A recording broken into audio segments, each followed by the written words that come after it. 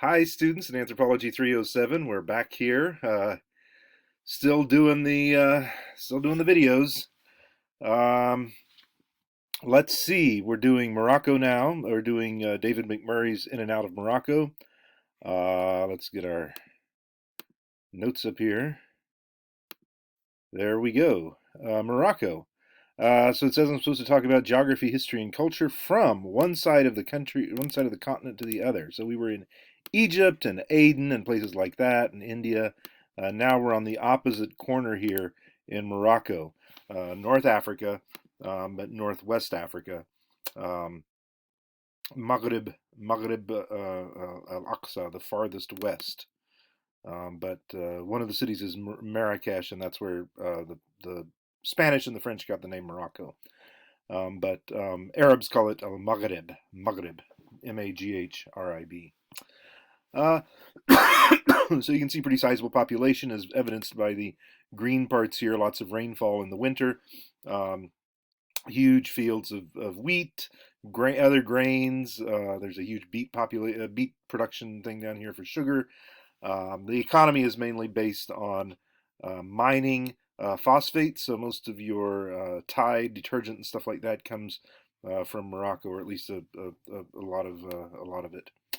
We are going to be in the north, however. We are over here in Nador. So the wonderful thing about Morocco is that it actually has two little enclaves of Spain here. So Ceuta, in Arabic, Sabta, um, is actually Spain. And we're going to zoom in here so you can see. Actually, we should probably do it in Melilla. Melilla or Melilla is the other one. That's the one across from the door. Here we go. So if you go down to ordinary Morocco here, ordinary Nador, and you zoom in really close, you can see this is really this is an Arab city, right? And it's not a very rich place. You know, they've got their highways, but they've got plenty of dusty dirt roads and things like that as well. Plenty of slums. You know, this is the school. That is their track, right? And then you move north, you get to Spain. Cross the border here. Cross the border into Spain. Hold on. Sorry. I should zoom out, but I'm working through it here. We're still in Morocco. I will zoom out. Sorry, I have to give up.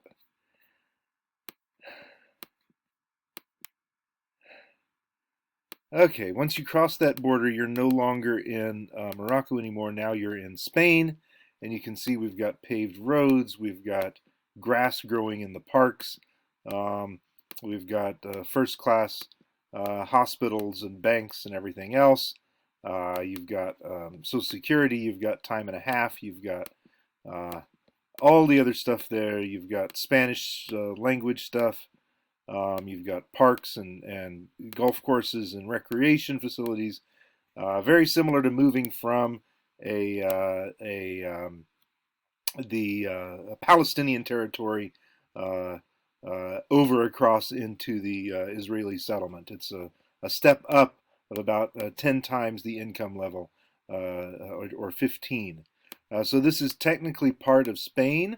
It is part of Spanish territory. They vote in Spanish elections, etc., etc. They're part of the European Union and all that. And they have these huge walls. Let me see if I can find. I forgot to do this. Fortress Europe, Melilla.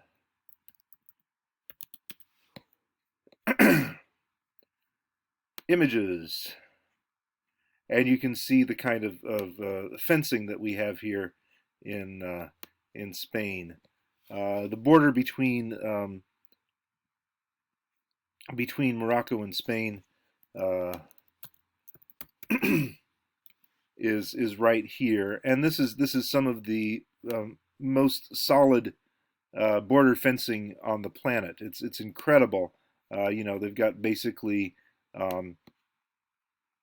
a 15-foot razor wire at the top, and then you've got 100 feet of open territory, and then another 15 feet with razor wire at the top, with guard towers and everything else. Because it's a very short border, they can keep it pretty under constant surveillance. Of course, the West Africans who are trying to get across are very, very creative at finding ways to get over, and they always get over because that's their job, and they're very good at it.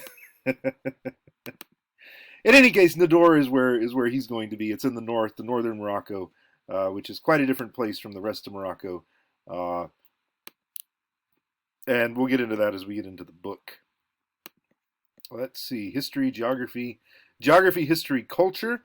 Morocco was never part of the Ottoman Empire. It was always an independent country. The current king is Mohammed VI, and he is descended from a dynasty that got its start in the 1600s, I think. So, like, his ancestors have been ruling Morocco since, like, I don't know, 1605 or something. And before that, it was a different king, and before that, it was a different king. So it's always been a pretty unbroken line. They were ruled by France and Spain from 1912 until the 50s. So they were colonized, and they do speak French there. The languages of instruction are Arabic and French.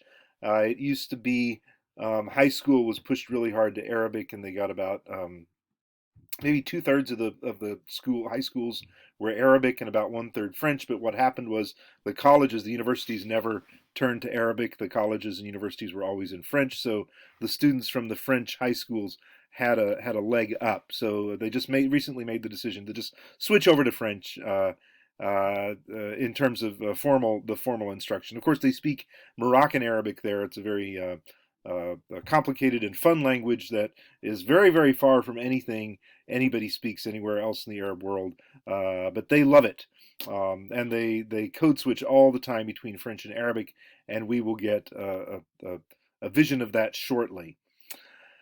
It says labor migration, drugs. Oh yeah, Morocco is the Mexico of Europe. So as we can see already from the sort of the climbing across the border fence and getting to Spain, once you make it to Spain, you can claim asylum as you can anywhere in the world that has signed any country that signed the UN Declaration on Refugees, and Spain has. And so once you get to Spain, and if you're threatened, then you get a hearing before a judge.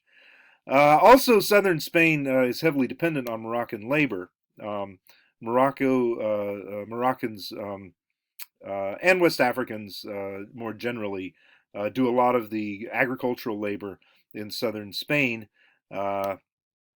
just in the same way that Mexicans do it in the United States. So we call this the Mexico of Europe.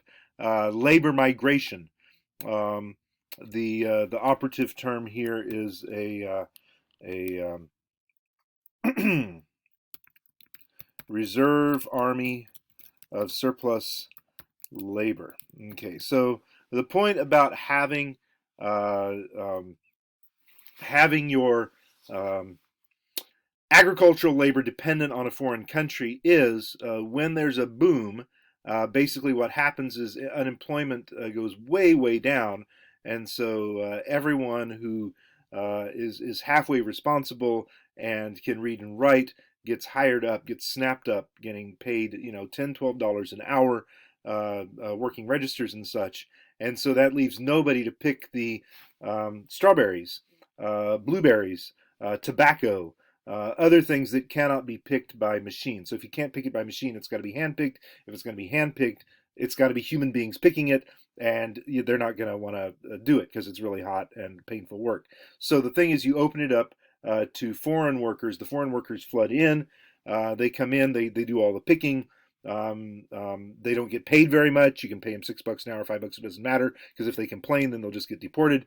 And then when the economy cools down, when we have the crash and everyone gets fired from their ordinary jobs, unemployment goes up. You have to start paying unemployment benefits. You have to start paying welfare. You got to go food stamps, all that. Except with the Mexicans, you just kick them out, right? Because they're illegal. Boom.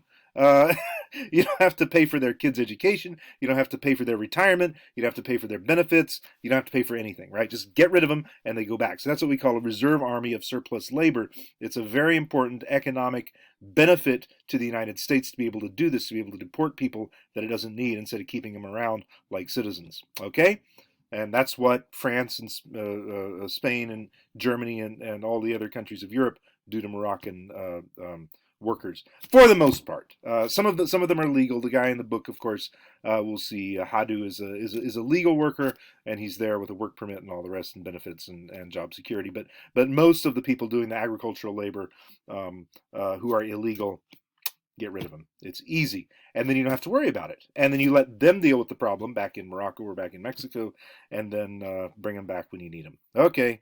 We'll pick it up next time about what this does to the Moroccan society. I said here, labor migration and drugs. Drugs are a part of this as well, but I'm running up to 11 minutes. So we'll see. We'll see this coming up when we talk about the song.